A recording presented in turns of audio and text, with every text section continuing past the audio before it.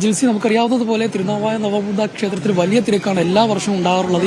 ഇത്തവണയും അത്തരത്തിൽ വലിയ ഒരു തിരക്ക് തന്നെ സംസ്ഥാനത്തിന്റെ വിവിധ ഭാഗങ്ങളിൽ നടക്കം പതിനായിരക്കണക്കിന് ആളുകളാണ് തിരുനാവായയിലേക്ക് എത്തിയിട്ടുള്ളത് എന്നുള്ളതാണ്. പക്ഷേ ജിൽസി നേരത്തെ സൂചിപ്പിച്ച പോലെ ഇവിടെ ശക്തമായ മഴയുണ്ട്. പക്ഷേ ആ മഴയൊന്നും കാര്യമാക്കാതെ തന്നെ ആളുകൾ പുലർച്ചെ തന്നെ ഇവിടെ എത്തി എന്നുള്ളതാണ്. ഏതാണ്ട് 50,000-ഓളം ആളുകളെ ഇങ്ങോട്ടേക്ക് വരുമെന്നുള്ളതാണ് ഭാരവാഹികൾ പ്രതീക്ഷിക്കുന്നത്. വലിയ തരത്തിലുള്ള ഒരു തിരക്ക് നമുക്ക് ഇപ്പോഴും കാണാം. പുലർച്ചെ 2 മണിയോടുകൂടി തന്നെ ചടങ്ങുകൾ ഇവിടെ ആരംഭിച്ചിരുന്നു.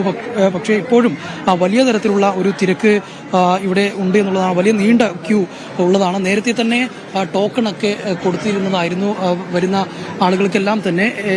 അവരെല്ലാം തന്നെ ഇത്തരത്തിൽ പുലർച്ചെ തന്നെ എത്തിയവരാണ്. പലരും ഏറെ വൈകി പുലർച്ചെ നേരത്തെ തന്നെ എത്തിയ ആളുകളാണ്. പക്ഷേ വലിയൊരു ക്യൂ, നീണ്ട ക്യൂ, പല ഇടങ്ങളിലും പല ക്യൂകളായി ഇവിടെ നമുക്ക് കാണാവുന്നതാണ്.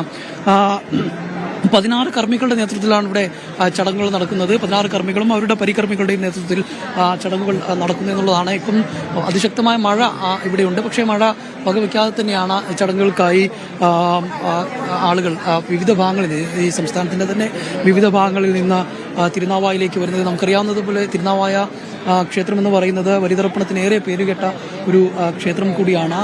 ത്രിമൂർത്തി സംഗമ വേദി കൂടിയാണ് എന്ന് പറയേണ്ടിയിരിക്കുന്നു. ഈ കൃതുവാവിൽ ബലിയർപ്പിക്കുന്നത് ഏറെ ആത്മാക്കൾക്ക് മോക്ഷം കിട്ടുമെന്ന വിശ്വാസത്തിലാണ് ഇത്തരത്തിൽ വിശ്വാസികൾ ഇങ്ങോട്ടേക്ക് ഒഴുകി എത്തുന്ന ഒരു കാഴ്ചയുള്ളത് എന്നുള്ളതാണ്.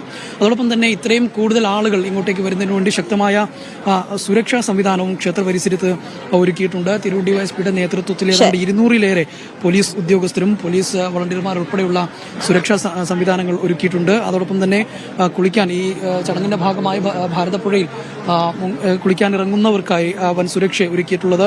സുരക്ഷാ ബോട്ട്, അതോടൊപ്പം തന്നെ മുങ്ങൽ വിദഗ്ധരും ഒക്കെ ഉണ്ട്. ആരോഗ്യവകുപ്പിന്റെ ഉൾപ്പെടെയുള്ള പഞ്ചായത്ത്, റവന്യൂ വകുപ്പിന്റെ ആളുകളെല്ലാം തന്നെ ഇവിടെയുണ്ട്. അതോടൊപ്പം തന്നെ ഫയർഫോഴ്സിന്റെ ആളുകളൊക്കെ ഉണ്ട്. അത്തരത്തിൽ വലിയ സുരക്ഷാ സംവിധാനവും ഇവിടെ ഒരുക്കിയിട്ടുണ്ട് എന്നുള്ളതാണ്. ഏതായാലും വലിയ തരത്തിലുള്ള ഒരു തിരക്ക് തന്നെയാണ് ഇപ്പോൾ നമുക്ക് തിരുനാവായ നവമുകുന്ദ ക്ഷേത്രത്തിൽ.